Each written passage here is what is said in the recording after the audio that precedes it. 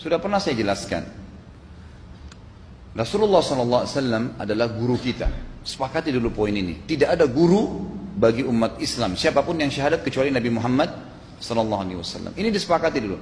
Semua dai dan ulama adalah pewaris beliau. Artinya harus mewariskan ilmu yang beliau ajarkan. Apa yang diajarkan itu yang disampaikan ke umat. Yang tidak diajarkan mereka larang agar dikerjakan. Kan begitu mestinya.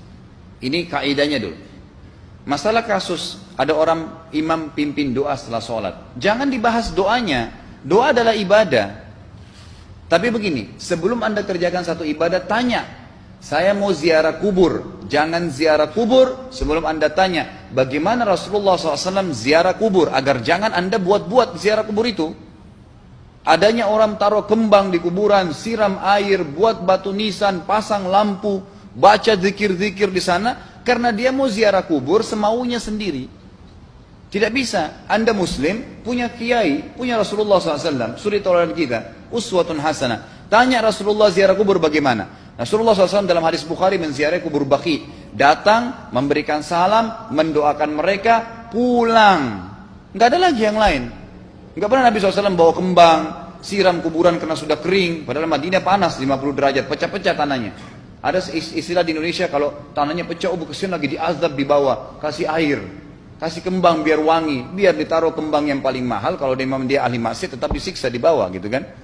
Jadi nggak bisa itu patokannya. Mau sholat, jangan pernah sholat dulu. Tanya Rasulullah sholat bagaimana, belajar 5 menit bisa. Oh rukunya begini, sujudnya begini, sama. Baru Allah terima. Tujuan Nabi SAW diutus untuk apa? Untuk dicontohi, diciplak hidupnya. Cara makannya, cara tidurnya, berpakaian, bahkan cara jalannya saja. Para sahabat contohnya, Nabi jalan begini. Bukankah ada hadis yang mengatakan sahabat berkata Rasulullah SAW kalau jalan seperti orang turun dari bukit. Mereka sampai membahasakan itu. Rasulullah pernah keluar kepada kami menyisir rambutnya dengan rapi ke arah sebelah kanan belakang. Ditunjukkan, gitu kan? Rasulullah SAW menyukai ini. Rasulullah SAW memakan dengan cara begini. Diajarkan kepada kita semua agar kita contohin. Yang jadi masalah bagi kita ini, kita selalu mau buat apa-apa yang tidak diperintahkan oleh Nabi SAW. Selalu alasannya baik. Sekarang kasus berdoa setelah sholat. Doa adalah ibadah, nggak ada masalah doa.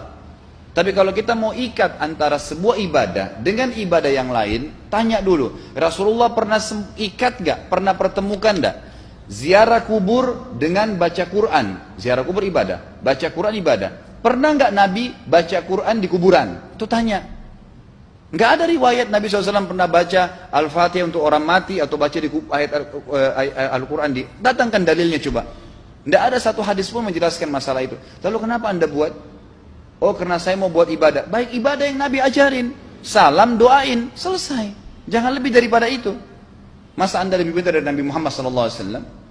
Habis sholat, memang paket yang Nabi tawarkan, yang beliau selalu kerjakan adalah zikir. Setelah sholat dengan zikir sholat yang sudah masyhur, istighfar, kemudian baca Allahumma antas salam, sampai membaca ayat kursi, al-ikhlas, al-falaq, an-nas, baca subhanallah, alhamdulillah, Allah akbar 33 kali, sampai terakhir baca digenapkan la ilaha illallah wahdahu la syarika lah. Selesai itu semua hadis Nabi SAW menjelaskan setelah sholat, Rasulullah SAW langsung berdiri.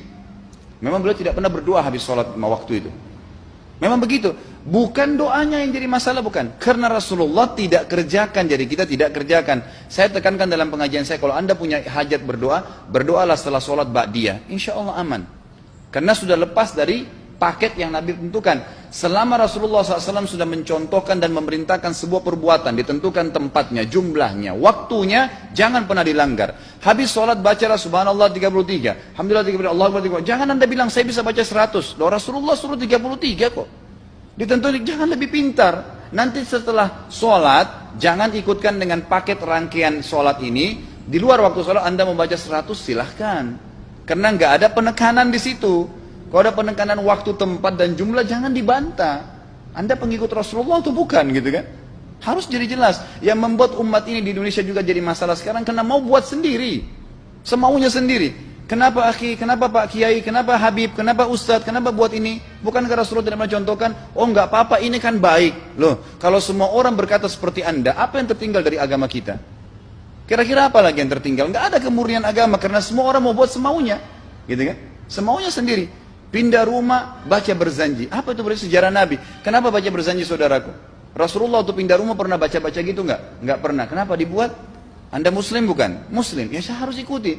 Kalau tidak akan terus ini mengakar nih. Anda buat satu bid'ah sekarang, bid'ah itu lawannya sunnah. Anak Anda akan buat 10 bid'ah, cucunya akan buat 100 bid'ah, akan banyak bid'ah merakar di masyarakat, dan agama akan ditinggalkan. Kemurnian sunnah akan hilang, gitu kan? Ini bahaya. Ingat, Nabi SAW mengatakan kepada kita dengan hadis yang sangat jelas. Hadis sahih riwayat Imam Ahmad bunyinya begini: semoga Allah merahmati umatku yang menukil dariku seperti apa yang aku ajarkan atau sebutkan. Sampai ulama hadis mengatakan Nabi ucapin habis sholat astagfirullah, maka sahabat tidak ada berani yang menambah azim. Nggak ada sahabat yang bilang astagfirullah azim habis sholat, nggak ada. Astagfirullah saja karena Nabi ucapin itu. Mereka mengakui tidak lebih pintar daripada Nabi SAW. Kenapa kita harus tambah astagfirullahaladzim, wali walidayya, wali muslimin, panjang? Dari mana ini semua? Ditambah-tambah, diembel-embelin, kenapa? Akhirnya keluar dari ajaran Nabi Muhammad SAW. Ini masalah gitu kan? Kenapa harus dilakukan? Peringatan maulid Nabi sudah sering saya ingatkan. Anda tanya semua yang buat maulid, kapan maulid itu sejarahnya ada? Semua buku sejarah menjelaskan tahun 230 Hijriah. Nabi meninggal tahun berapa? 11 Hijriah. Gitu kan? 11 Hijriah. Lalu kenapa harus ada dilakukan? Dan dari mana sejarahnya? Yang membuat pertama adalah orang-orang Syiah. Sejarahnya jelas dari Fatimiyah. Semua buku sejarah sepakat mengatakan bahwasanya maulid munculnya di zaman Fatimiyah. Dinasti Fatimiyah, orang-orang Syiah di Mesir, gitu kan? Dan mereka punya 6 macam maulid yang sampai hari ini masih dikerjakan di Iran. Ada maulid Nabi SAW, Hasan, Husain, Ali, Fatimah, dan raja mereka. Sampai hari ini masih ada. Kenapa orang-orang waktu baca maulid, baca salawat sambil berdiri pegang tangannya taruh di dada? Karena keyakinan orang Syiah, ruhnya Nabi SAW sedang lewat. Anda tahu nggak itu? Banyak orang kita buat tidak tahu. Yang penting bahasa Arab ikut saja, gitu kan? Tidak bisa. Nabi SAW tidak pernah rayakan. Pernah ada yang bilang sama saya, Ustaz, kan Nabi SAW pernah bilang, waktu ditanya tentang puasa Senin, beliau mengatakan hari itulah aku dilahirkan. Terus kenapa? Berarti boleh merayakan ulang tahun hari Senin, gitu kan? Tidak. Nabi SAW cuma menginformasikan bahwasanya beliau lahir di hari Senin. Dan beliau tidak pernah ngumpulin sahabat untuk baca bersama-sama, merayakan hari raya. Beliau tidak pernah. Kalau itu benar, Nabi nggak bakal tinggalkan kok. Ibnu Katsir rahimahullah, garis bawahi poin ini. Ibnu Katsir rahimahullah, dalam tafsir beliau, tafsir Quran Azim. Dan subhanallah Ibnu Katsir ini, kata ulama, hampir semua kalangan golongan itu banyak memakai banyak memakai buku beliau. Walaupun berbeda dari sisi pemahaman yang lain, tapi tafsirnya kebanyakan kembali ke tafsir beliau. Beliau mengatakan tafsir surah Al-Maidah ayat 3 yang bunyinya a'udzubillahi minasyaitonir rajim, al-yawma akmaltu lakum dinakum. Hari ini saya sempurnakan agama kalian, kata Allah. Ya. Wa atmamtu alaikum nikmati. Saya sempurnakan nikmatku pada kalian. Artinya tidak butuh yang lain. Wa raditu lakumul Islam madina.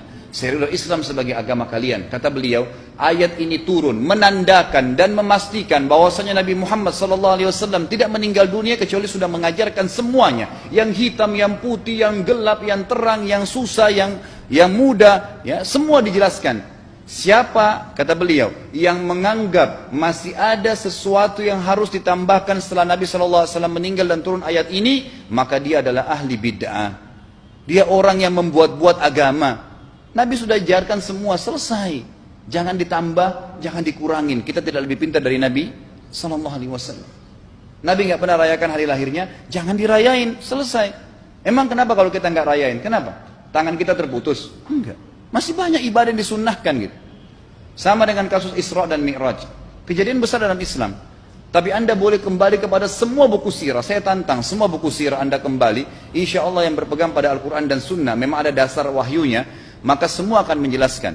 Nabi SAW setelah pulang dari Isra dan Mi'raj tidak pernah mengumpulkan sahabat-sahabat untuk merayakannya setiap tahun. Tidak pernah. Boleh dipelajari iya, setiap hari. Tapi ditentukan tanggalnya lalu dibuat acara. Tidak pernah Nabi SAW buat itu. Lalu kenapa Anda buat? Kalau Anda mau tetap buat, ya silahkan. Itu hak terserah Anda. Tapi saya ngajak kepada Anda kembali kepada kemurnian ajaran Nabi SAW.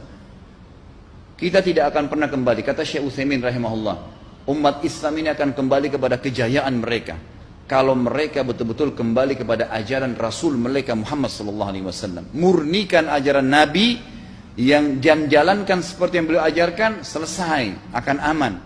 Pasti akan kembali kejayaannya. Kita nggak bisa saling menghardik, saling menyalahkan yayasan ini, organisasi ini, kelompok ini, karena masing-masing mau beristidlal sendiri, mau menjalankan sendiri hukum-hukum agama ini, bukan mengikuti sunnah Nabi SAW. Jemaah haji kita, jemaah umrah, datang ke Mekah, tur dalam kota Mekah, naik ke gunung untuk lihat Gua Hira. Kenapa naik ke Gua Hira? Oh, Rasulullah pernah di sini. Baik, saya jelaskan.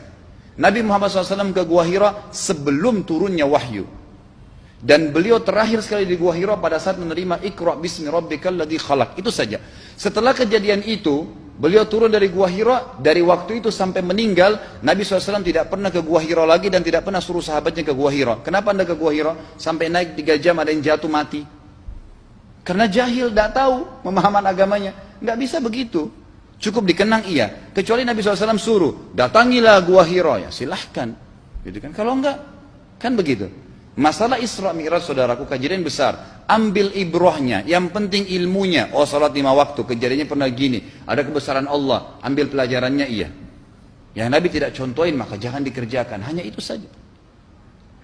Zikir bersama, di sini ditanyakan juga zikir bersama.